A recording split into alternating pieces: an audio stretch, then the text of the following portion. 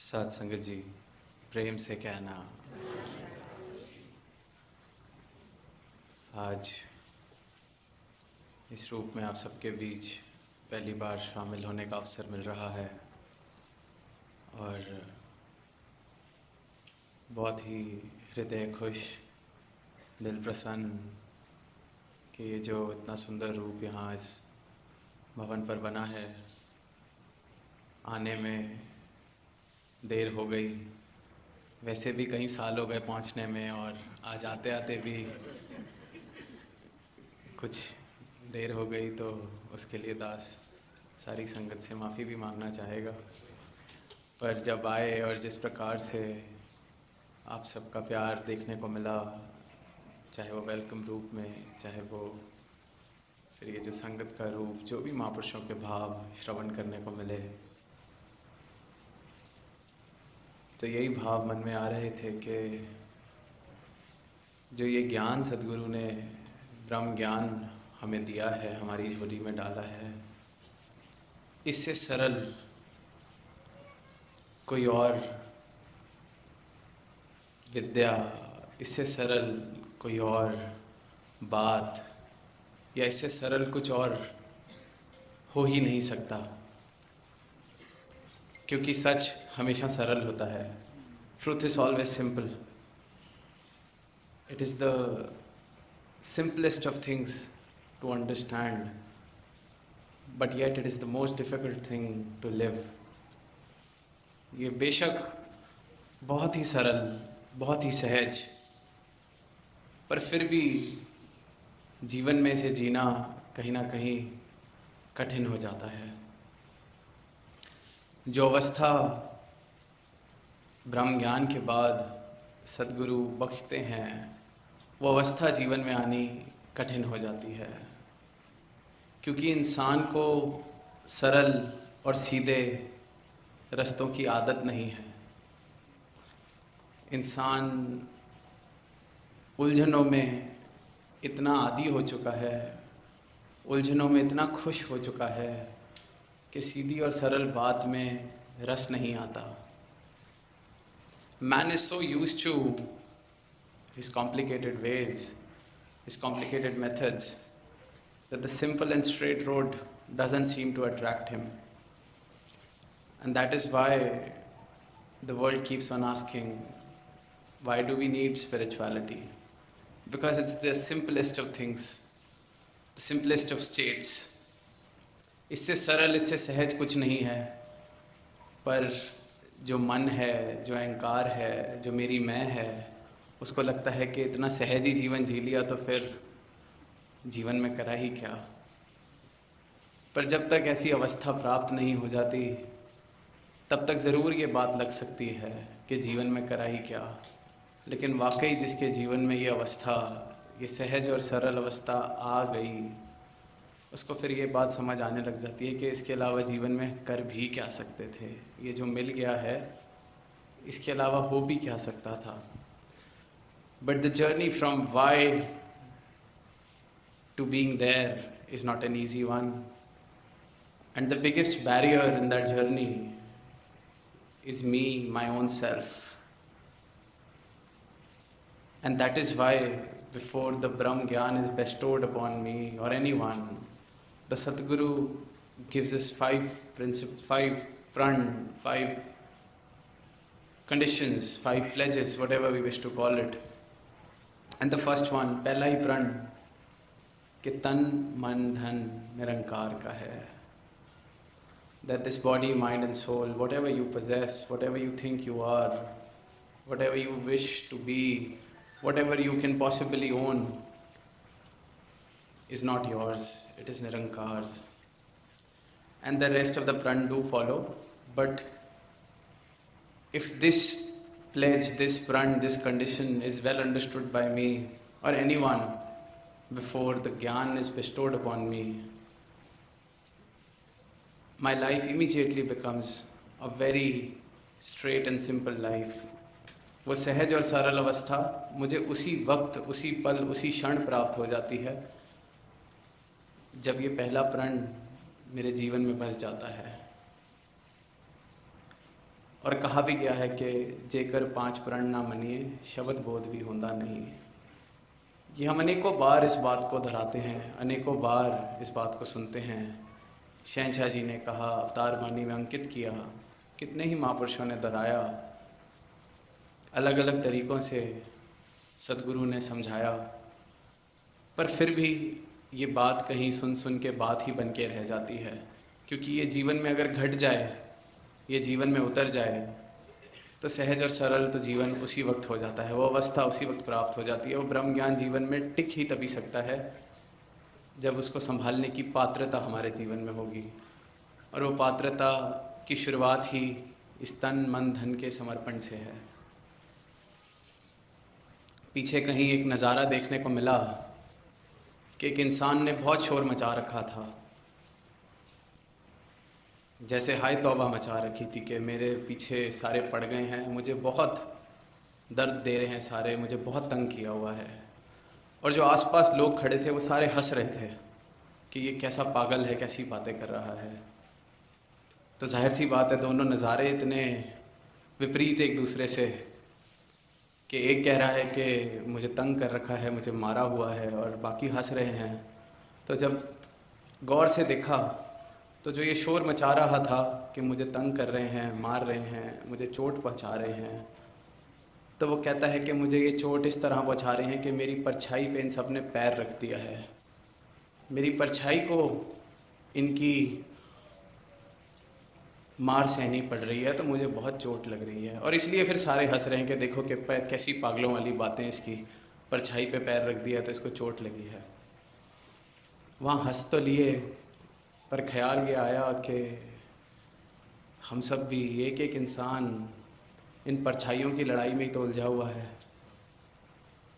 किसी ने मेरे मान सम्मान को ठेस पहुंचा दी, किसी ने मेरी पद प्रतिष्ठा का ख्याल नहीं रखा, किसी ने मेरे रुतबे का ख्याल नहीं रखा, किसी ने मेरे तजुर्बे का ख्याल नहीं रखा, किसी ने मैं किसका क्या लगता हूँ इसका ख्याल नहीं रखा। ये सब परछाइयाँ हैं। These are all shadows, mere shadows. What we think we are, what we think we can be, what we think we possess, these are nothing but mirages, shadows. And the world is fighting over them. We are fighting over them. अपने जीवन का सारा सुख और दुख मैंने इन परछाइयों के खेल में उलझा रखा है कि मेरी परछाई किसी और की परछाई से छोटी कैसे हो जाए, मैं इस परछाई को बड़ा कर लूँ। मेरी परछाई पे किसी ने पैर कैसे रख दिया, मुझसे किसी ने पूछा कैसे नहीं।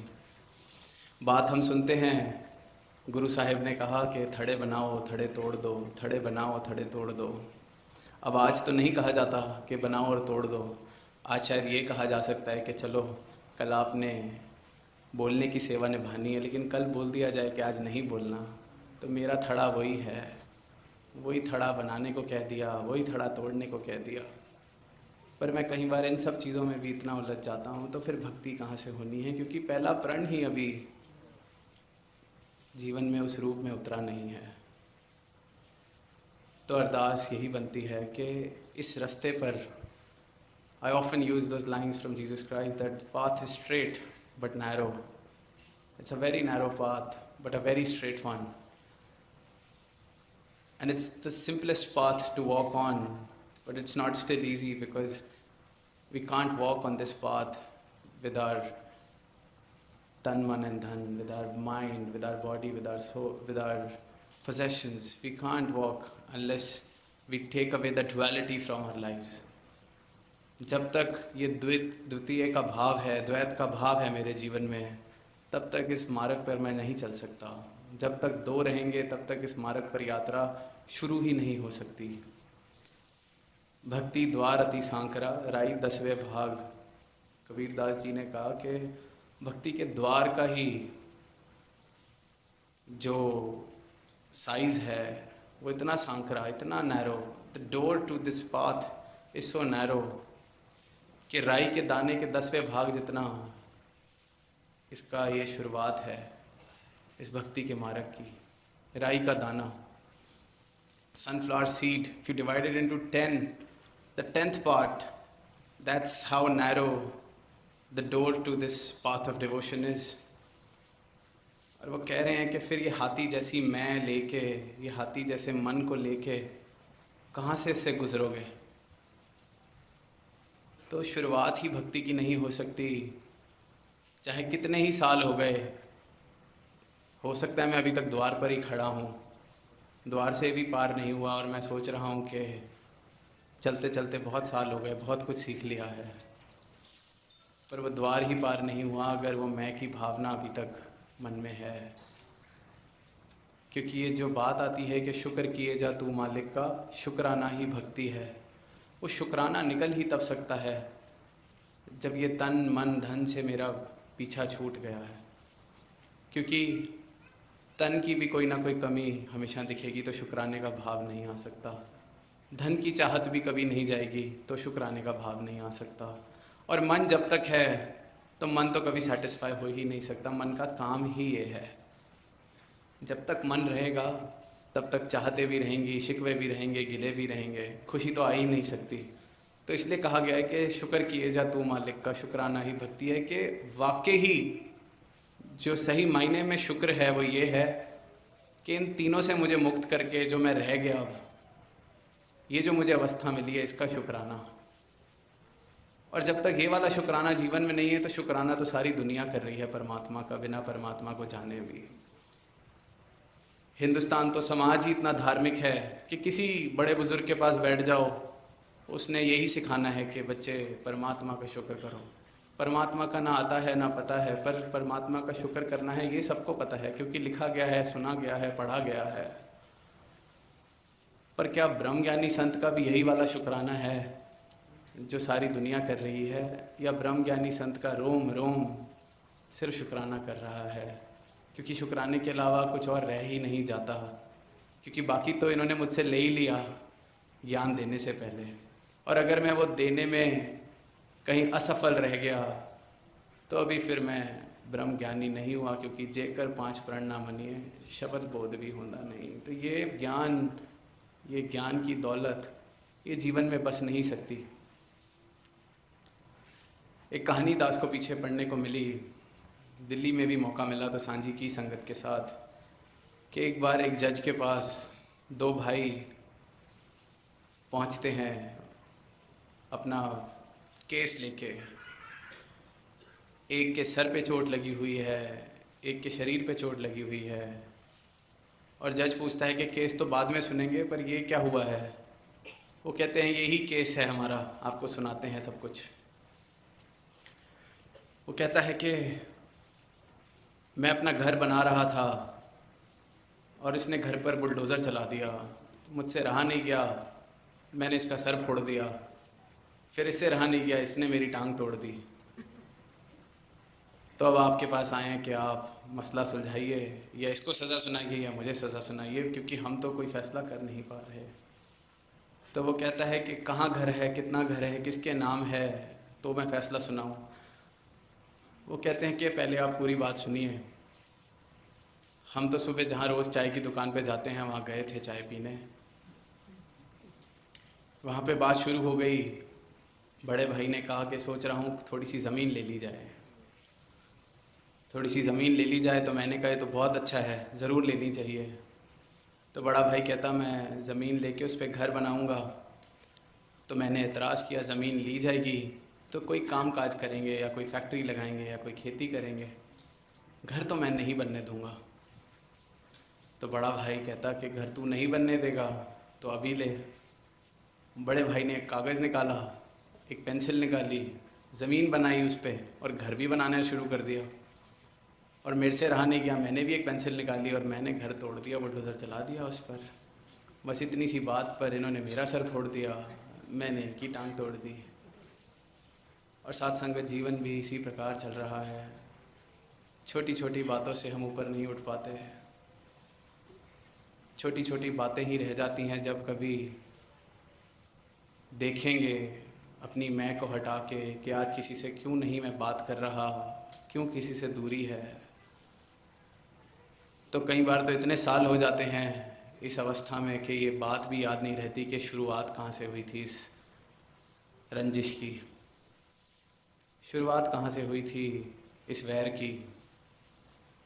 और फिर रियलाइज़ होता है कि जब मैं रीज़न ही नहीं पकड़ पा रहा तो सोचो कितना ही बेतुकी सी बात होगी कि आज याद करके भी वो बात याद नहीं आ रही कि रंजिश क्यों थी।